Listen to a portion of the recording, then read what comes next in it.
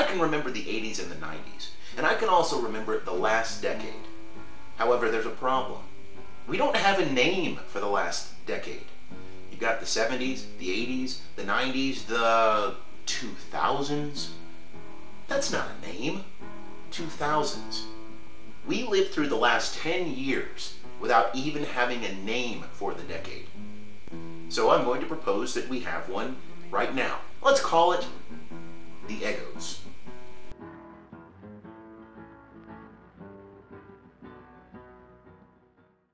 Number 3, the rise of the MP3.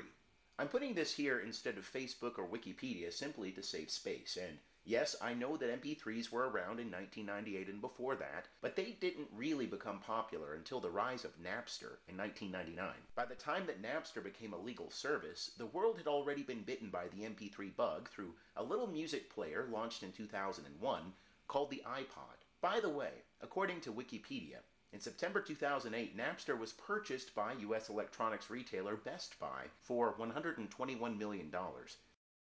Number 2. Television on the internet.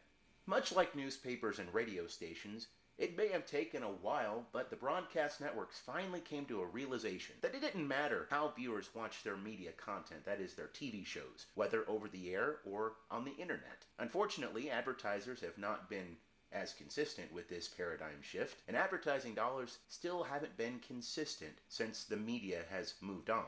But in 2006, the rise of YouTube seemed to make broadcast professionals look the other way. What? People actually watch television on the internet? Yes, they do. Number 1. The Nintendo Wii.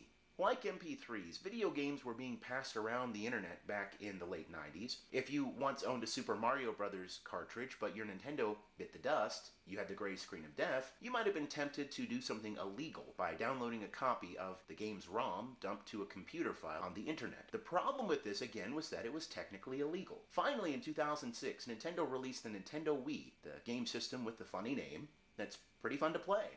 The Wii has been out for 3 years now, as of 2009, and it's had its share of good games, had its share of shovelware, but Nintendo has also added 2 cool features that use the internet. Number 1 is WiiWare, which nothing groundbreaking has really come out of yet, and number 2 is Virtual Console, which in my opinion was a stroke of genius. Now gamers have a completely legitimate means of playing their favorite classic games of the Nintendo, the Super Nintendo, the Genesis, and many other systems from the 80s and 90s.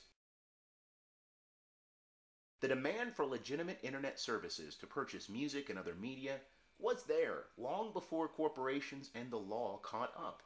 Who knows what type of profits could be made in the future based on legitimate consumer demands if only companies provided the supply. And I don't mean gimmicky false starts like the dot-com bubble burst, but real innovation. Consumer demand, coupled with innovation, led from having static web pages to a rich online media experience. It led from chat programs such as ICQ to social media sites like Facebook and MySpace and Twitter.